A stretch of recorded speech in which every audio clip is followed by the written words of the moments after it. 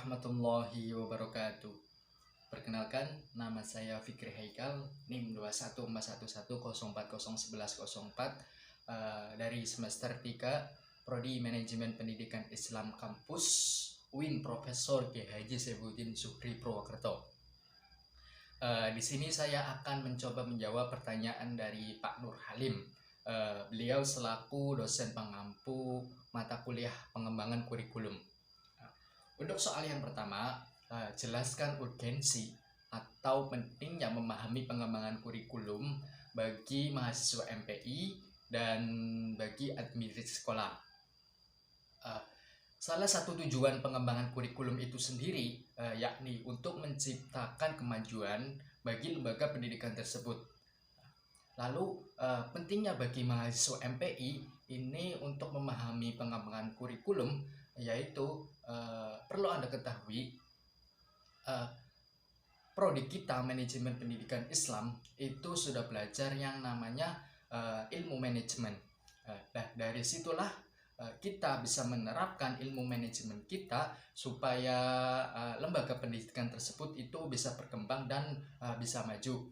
Kemudian administrasi sekolah. Salah satu tujuan dari administrasi sekolah itu sendiri yakni untuk mengatur dan mengarahkan tujuan supaya tujuan tersebut itu bisa terrealisasikan yang telah lembaga pendidikan tersebut itu rencanakan. Untuk soal selanjutnya, jelaskan hubungan antara komponen kurikulum dengan landasan pengembangan kurikulum. Salah satu komponen penting dari sistem pendidikan tersebut adalah kurikulum, karena kurikulum merupakan komponen pendidikan yang dijadikan acuan oleh setiap satuan pendidikan, baik oleh pengelola maupun penyelenggara, khususnya oleh guru dan kepala sekolah. Kurikulum juga mempunyai kedudukan sentral dalam seluruh proses pendidikan. Kurikulum memberikan arahan segala bentuk aktivitas pendidikan demi tercapainya tujuan-tujuan pendidikan. Kurikulum juga merupakan suatu rencana pendidikan, memberikan pedoman dan pegangan tentang jenis lingkup, urutan isi, serta proses pendidikan. Lanjut untuk soal yang ketiga, ya. Ini pilih salah satu model evaluasi yang cocok untuk evaluasi kurikulum di Indonesia.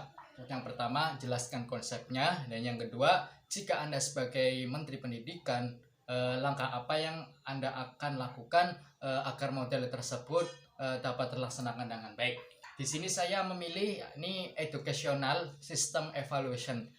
Konsep ini memperlihatkan banyak segi-segi yang positif, terutama untuk kepentingan proses pengembangan kurikulum. Ditekannya peran kriteria atau absolut maupun relatif dalam proses evaluasi sangatlah penting. Artinya, dalam memberikan ciri-ciri khas bagi kegiatan evaluasi, tanpa kriteria kita tidak akan dapat menghasilkan suatu informasi yang menunjukkan kesenjangan. Sedangkan informasi semacam inilah yang diharapkan dari hasil evaluasi. Kemudian soal berikutnya, apa yang Anda lakukan ketika Anda itu menjadi Menteri Pendidikan supaya model tersebut itu bisa dilaksanakan. Di sini saya berpendapat yakni lebih menekankan sebuah kriteria, karena dengan adanya kriteria kita dapat menghasilkan informasi yang tepat dan akurat. Itu menurut pendapat saya. Mungkin cukup sekian dari saya dari jawaban soal nomor 1 sampai nomor 3. Mohon maaf apabila ada kesalahan ataupun jawaban yang kurang tepat. Billahi taufiq wal hidayah wal inayah.